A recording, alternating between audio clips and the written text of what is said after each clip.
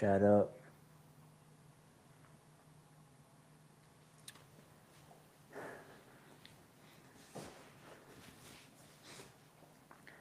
All right. Let me also go on D&D. Make sure we don't get interrupted. All right. Now, most people treat their credit score like a mystery number, but it's not a mystery. It's simply just a formula. And the reason people stay stuck is because they keep doing random stuff. Okay? They open new accounts, they pay some things off, and then they dispute something, and then they don't know why their score goes up or why it goes down. But tonight, I'm going to make this so simple that you'll never look at your credit score the same way again. That is my promise to you tonight. All right? And your credit score is simple. And this is how I want you to think about it. Because your credit score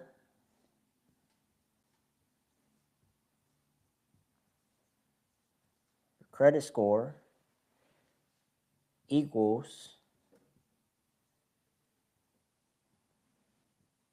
a formula. That's all it simply is. Your credit score is simply just a formula. It's not some complex thing out there that people make it seem like that it is. It's simply inputs and outputs. If you input certain good things, you'll get the output of something good. If you have bad inputs, you'll get bad results. So if you know the formula, then you can play the game. Okay? We can't complain about the game. We can't be mad about the game. We can't be mad at the people who made the rules, because the rules are the rules. The system is the system.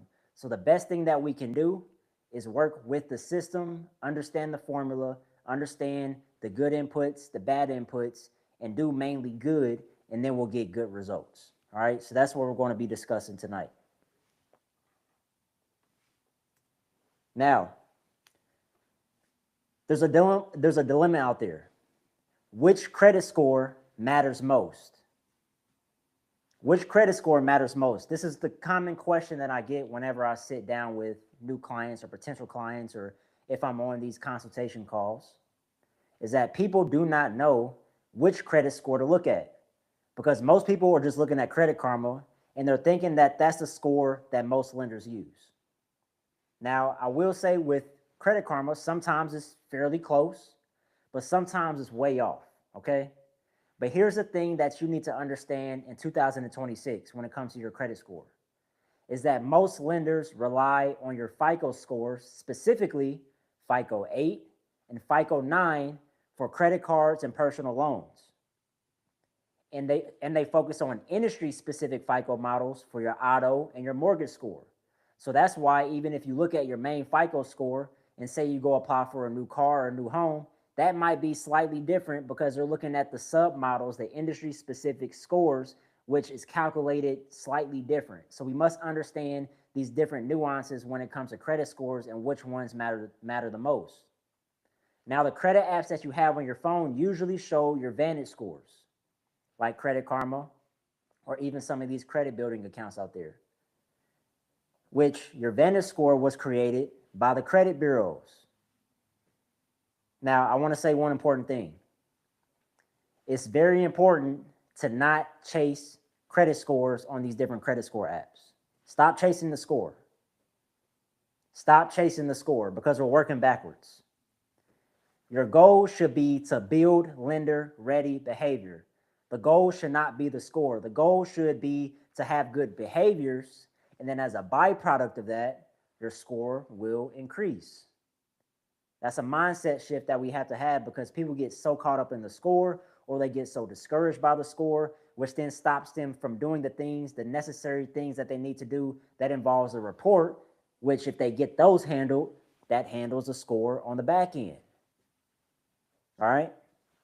That will handle the score on the back end. So focus more so on positive lender behaviors that they look for, which will get you approved for the things that you want. All right? So as I kind of mentioned, but I want to talk about where these scores come from, because if we just fully understand the paradigm behind these scores, if we fully understand where they came from, we'll have a better understanding moving forward and how to get the system to work for us and how to play the game properly.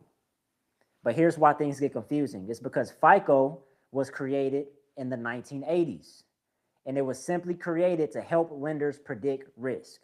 They just simply wanted a way to predict risk. So if they were to lend someone money, they wanted a way to be able to predict that risk, to know, should we lend this person money or not? Now, when it comes to Vantage scores, this came later in 2006. So Vantage score compared to FICO is still fairly new. This came in 2026, and it was created by TransUnion, Equifax, and Experian. And it was mainly created simply for just consumer education and credit monitoring.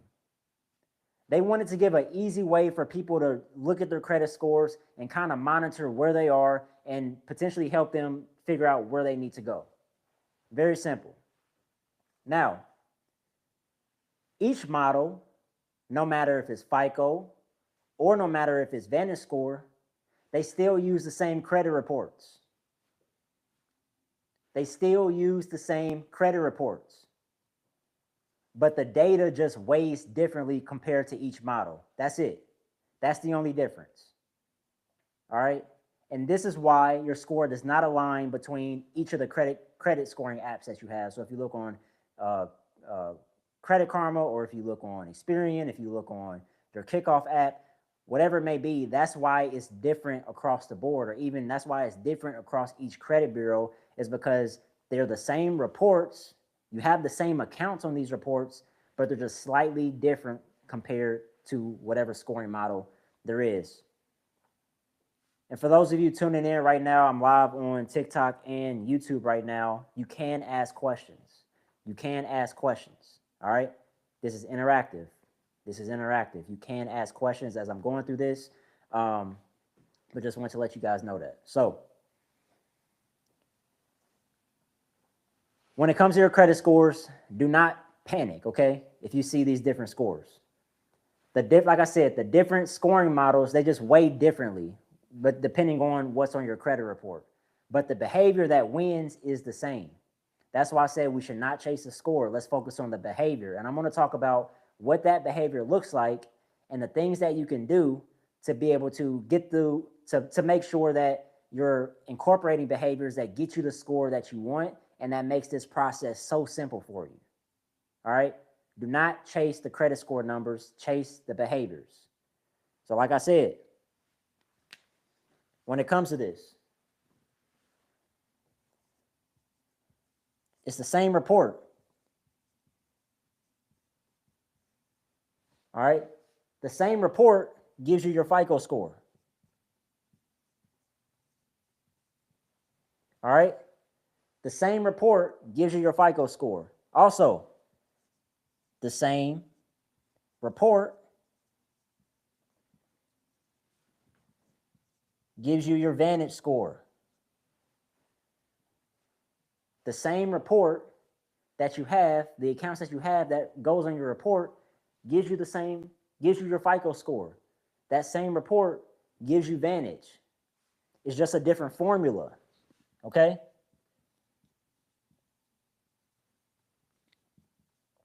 Each scoring model is just a slightly different formula.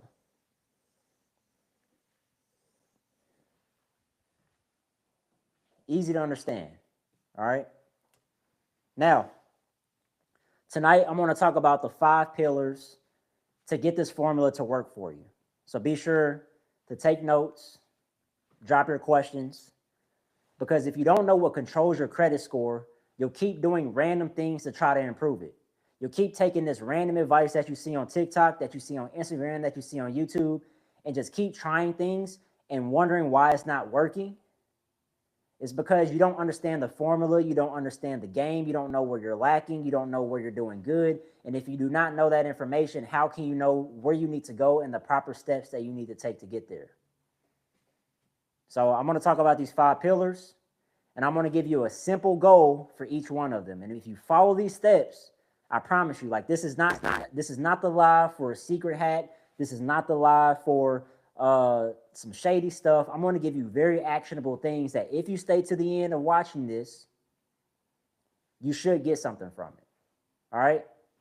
So let's get started. Now that we understand the scoring models,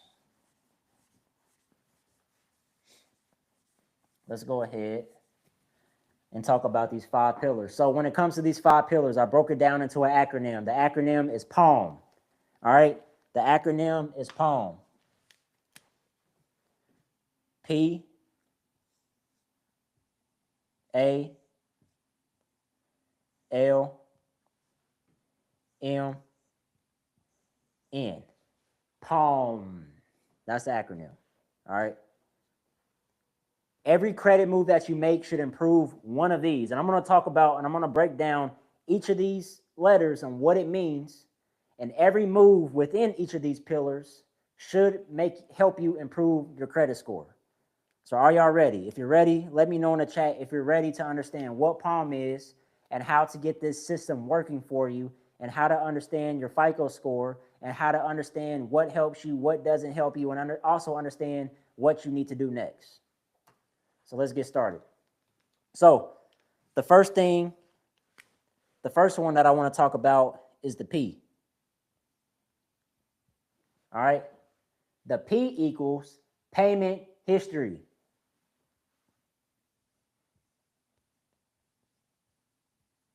Payment history. Okay. Now, this is by far the biggest pillar. This is the most important pillar that you should really worry about. And it's basically the system asking you, can I trust you to pay on time? Payment history is not about paying something off. It's about paying on time over and over and over and over and over and over and over and over and over and over and over and over and over and over and over again. All right? That's the cycle that we have, because with our credit scores, we're going to have our credit score for the rest of our life. So we want to be sure to pay over and over and over and over and over again, on time, consistently, repeatedly, on time. Because this is the scary thing. And some of you watching this right now have probably experienced this. If you miss one late payment, if you have one 30-day past due late payment, that can drop your score up to 100 points or even more, depending on what's on your credit report. That's a major drop, and that's a major hit. And payment history and late payments is one of the hardest things to get reversed or removed on your credit report. So that's why we must do everything in our power to never miss a payment. And that's the goal. It's simple. No late payments ever.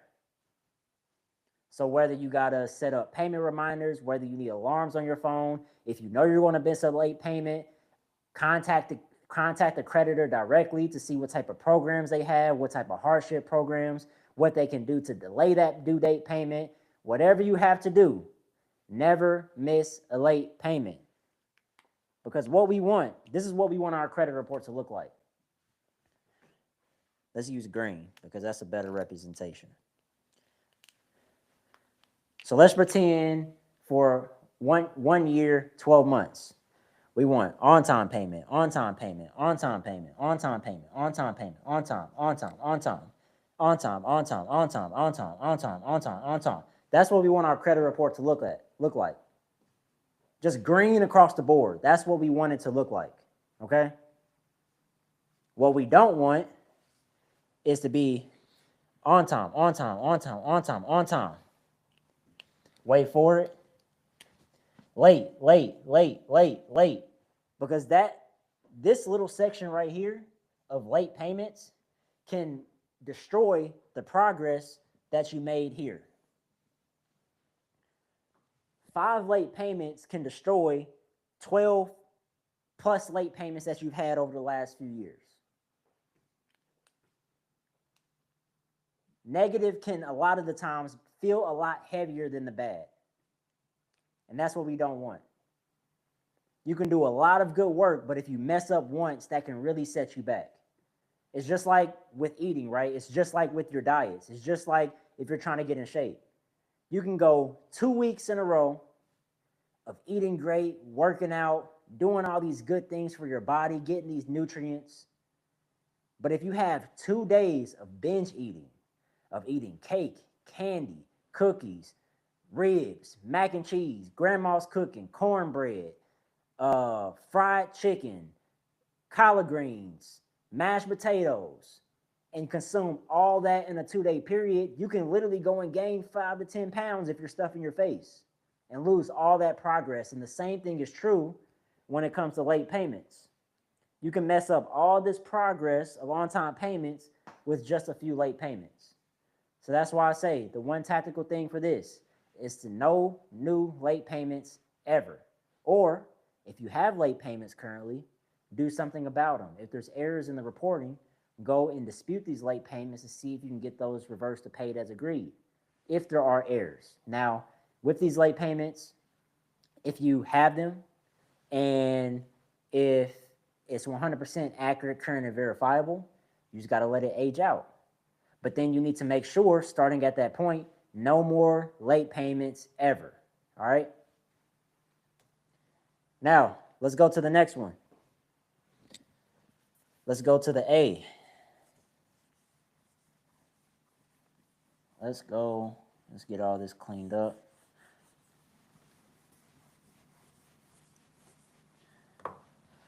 Now, the next letter in this acronym PALM.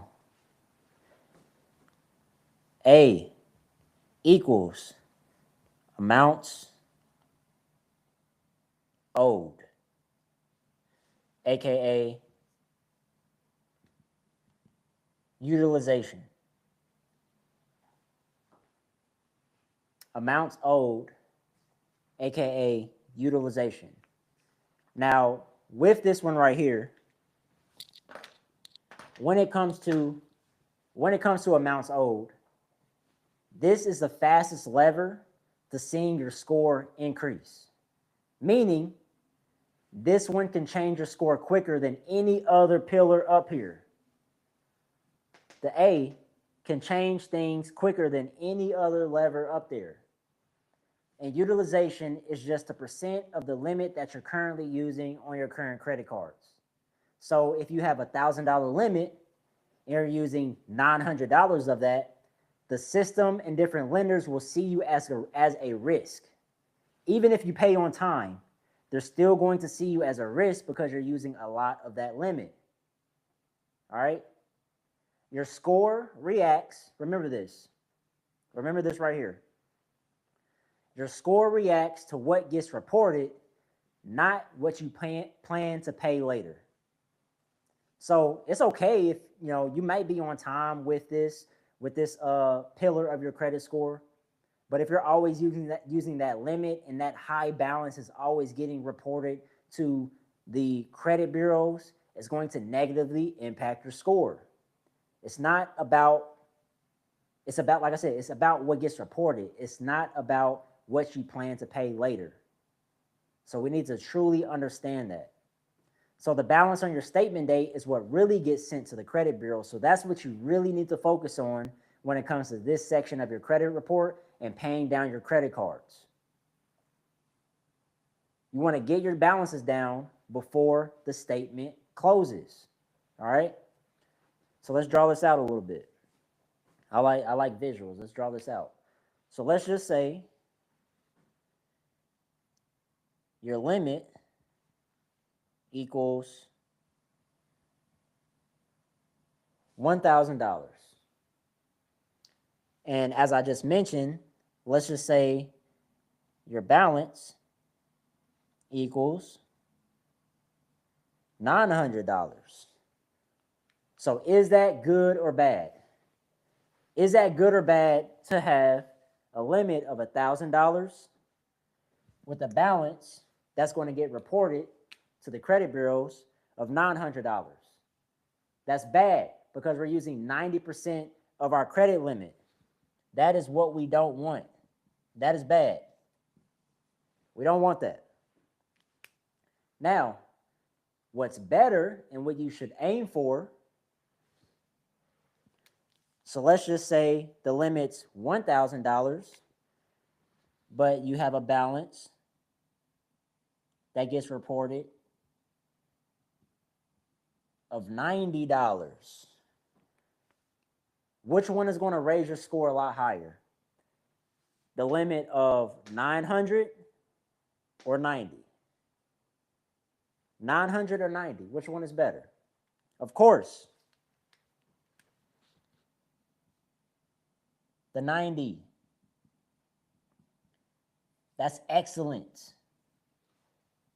If you have $1,000 limit and say that's your only revolving account, and if you have, now I'm not saying that you only have to use $90 on this card, okay? What I'm saying is that you want $90 to report to the credit bureaus to give you that good utilization and to maximize for those points that you get allocated for this factor. So the main thing that you need to remember when it comes to amounts owed and making sure that that number reports the best is that the statement date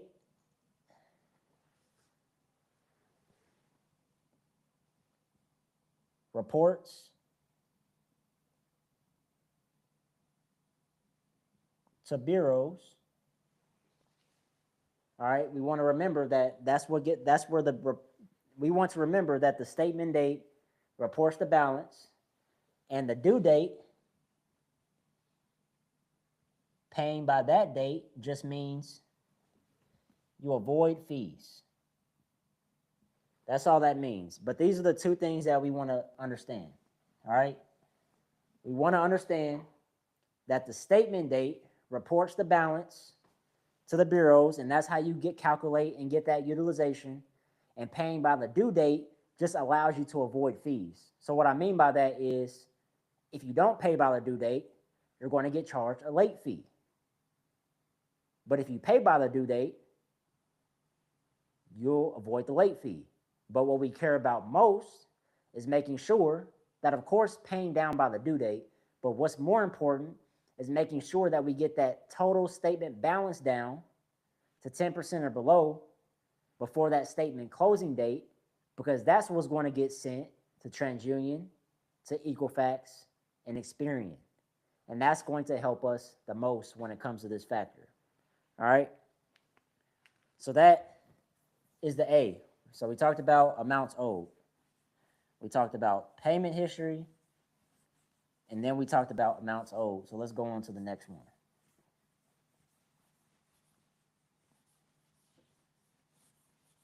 Let's go to the next one. All right. So the next one in this acronym is L.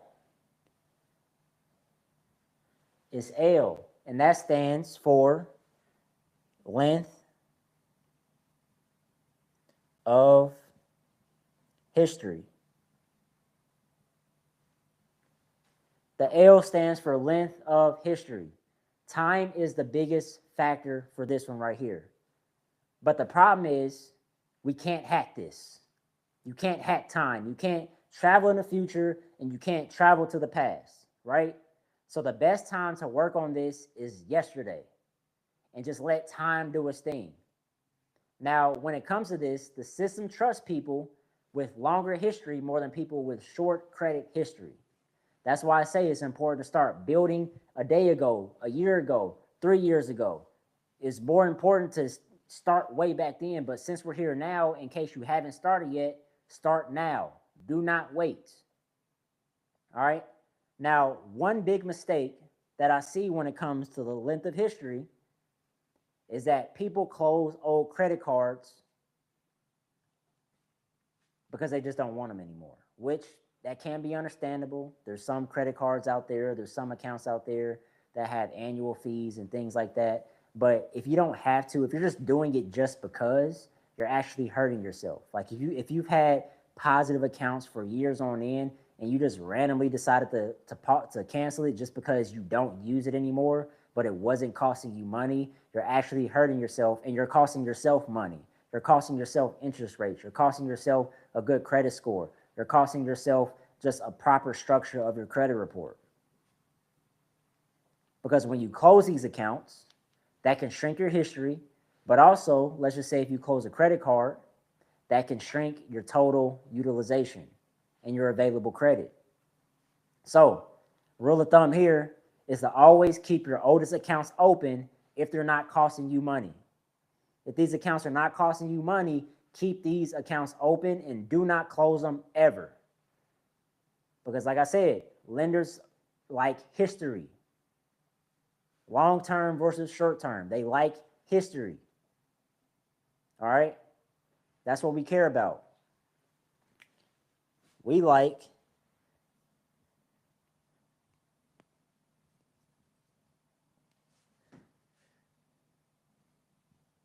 long-term. This is what we like. We want long-term over short-term any day of the week. Any day of the week. Which brings me to a good point. Stop opening up short-term accounts. AKA Affirm, Klarna, all these different things. Stop opening up these accounts because all it is doing is affecting your history. And they're short-term. And it only reports to one credit bureau. I hate when I see this. I hate when I see clients open up these accounts. Because sometimes I've had it happen a few times in the past few months. My clients have these accounts, and then they miss a payment. It defeats the purpose. It's not good. If you can't afford it, don't buy it. All right? Now, we talked about length of history. Let's go on to the next thing.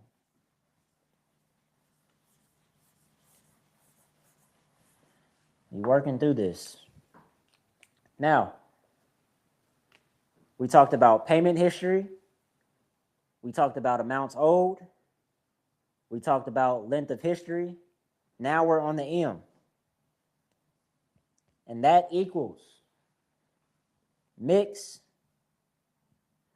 of credit. Mix of credit. Now, when it comes to mix of credit, this one has the least amount of importance, but it does matter. It does have the least amount of importance, but it does matter. Now, the system does like seeing you being able to handle different types of credit, right? And when it comes to these different types of credit, there's two kinds, okay? There's two types of credit that you can get to report on your credit profile. There's revolving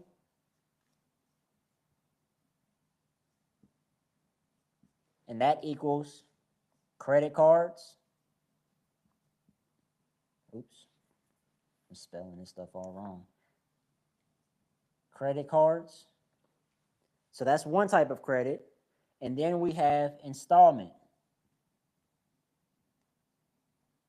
And that equals loans. Those are the only two types of credit that are out there, right? Revolving and installment. Now, what I want you to listen to is that never take out a loan just to get a good mix of credit. Because if it costs you money and it costs you stress, it's not worth it. Like, there's people out there that think they need to open up a gazillion accounts on their credit report. That's not the case. You just need a solid 3 to 5, right? A solid 3 to 5 strong accounts that you paid on time over and over and over and over again, that you keep the utilization low. You get where I'm going with this? That you keep that utilization low, that you've had for a good amount of time, that you just keep getting on-time payments for, and then you just have a good mix of that, right? Just a good mix. That's all you need. So that could be a credit card. That could be so let's just start with revolving credit, because that could be a credit card. That could be a credit builder like Kickoff or Credit Strong Revolve, which aren't lines of credit that you have access to, but they report as revolving on your credit report. For installment accounts, you can have student loans, you can have a car, you can have a mortgage, you can have any type of loan, right? Personal loan, whatever it may be. But rule of thumb, do not over leverage yourself. Don't think just because you think you need an installment account that you need to go get a new car if you can't afford it. Because down the line, that's just going to hurt your credit even more. All right? We want to make sure that we get accounts that we can manage for a long period of time and do well with them. Okay? That's what we want. We don't want to stress ourselves out. We don't just want to open accounts just because people online say open accounts. We want to do something that's in our best interest, something that's actually going to benefit us, because we, like I said, we only need 3 to 5 solid accounts that are long term to really get to that score that we want to see. All right. So now that we talked about mix of credit, so let's recap. We went over payment history, amounts owed, length of history, mix of credit. Let's get to the last one.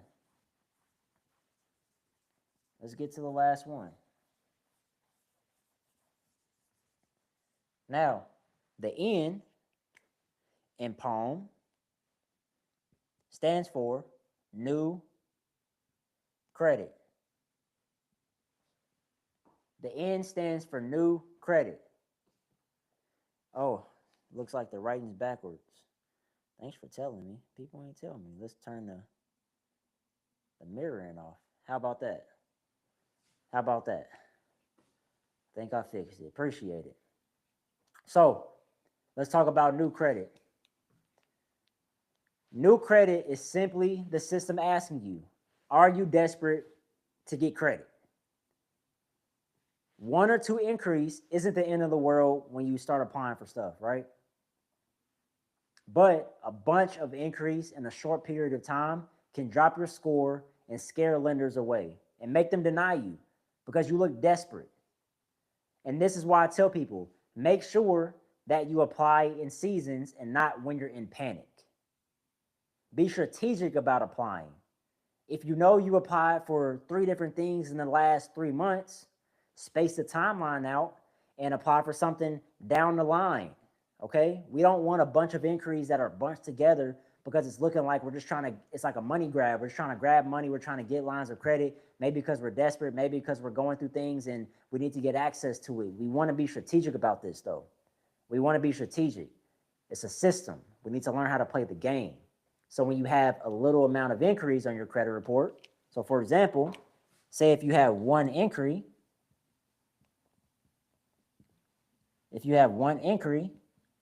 that's just a small hit. Small hit, small impact. It's not going to hurt you really too bad. It might drop your score, maybe a few points, but it's going to recover as months go by. But if you have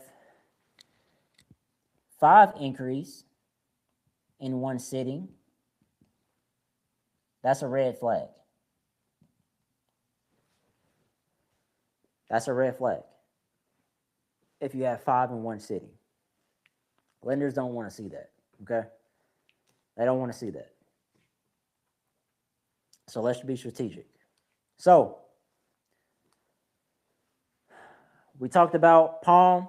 Again, the P, that stands for payment history. The A stands for amounts owed, your utilization. The L stands for length of history. The M stands for mix of credit. And the N stands for new credit. So now that you understand the 5 pillars, here's the real question that you need to ask yourself. Which one should you fix first? Which one should you fix first? And the problem is that most people try to fix everything at once and they burn out and they get confused and they get stuck. They sit in confusion because they do not know what to do next. So here's the order that I think you should execute this in, okay? This is the order that I think that you should execute this in. So the first question that you need to ask yourself, let's erase this.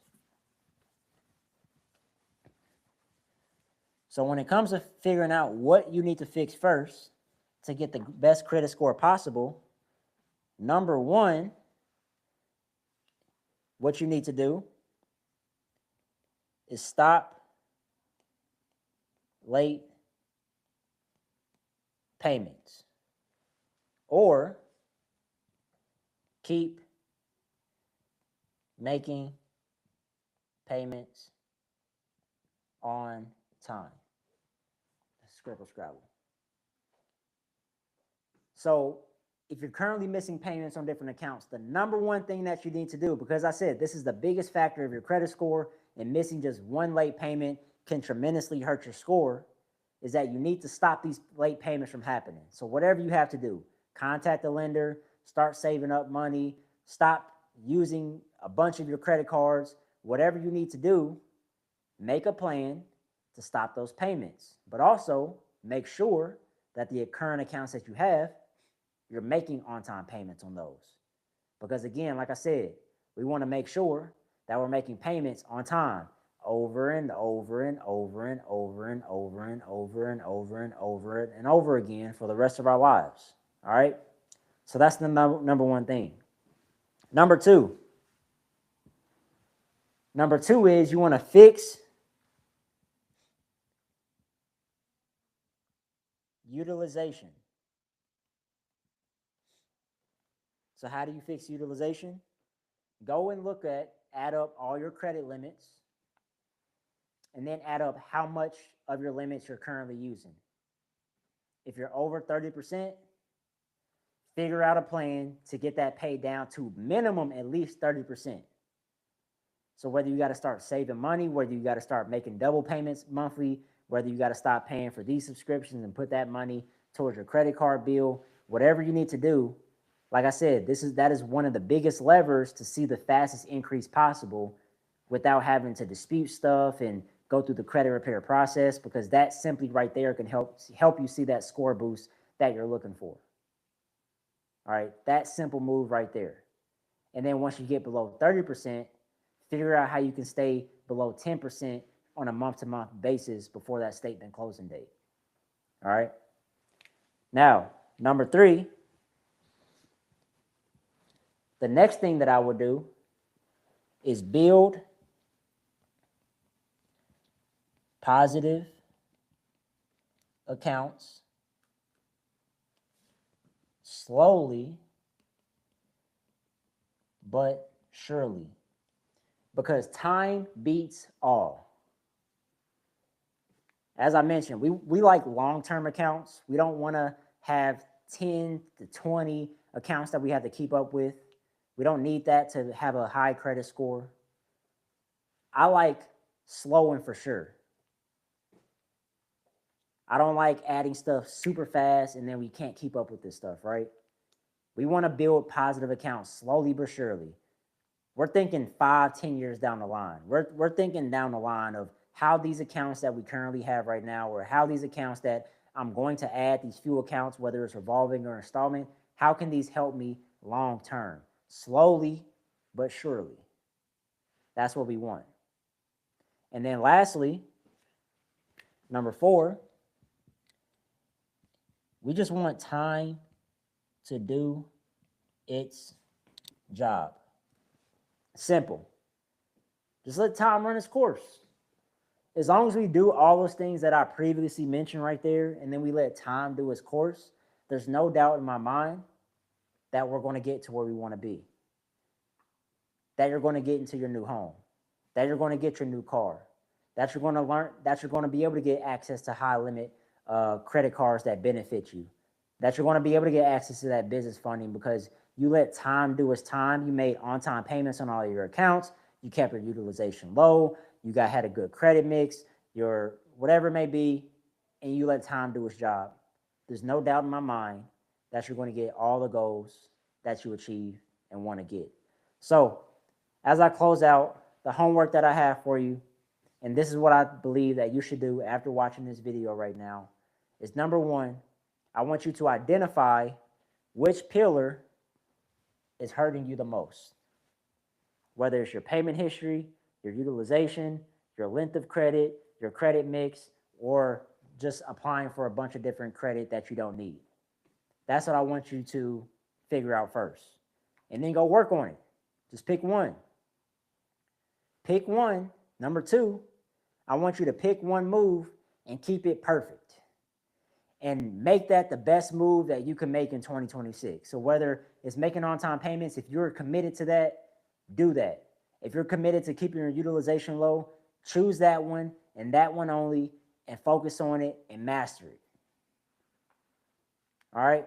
And then lastly, I want you to track your utilization, figure out where you're at, and have a system to track your streaks of making those on-time payments and doing the things that you need to do. Okay. So with that being said, I appreciate y'all for hopping on. I'm glad you spent some time with me tonight. If you have any questions, feel free to DM me. You can go to Independence Boost. If you're on YouTube, leave a comment below. I love to answer your questions. If you're on TikTok, this is recorded and posted on my YouTube, so you can go back to watch this. But with that, I appreciate y'all and have a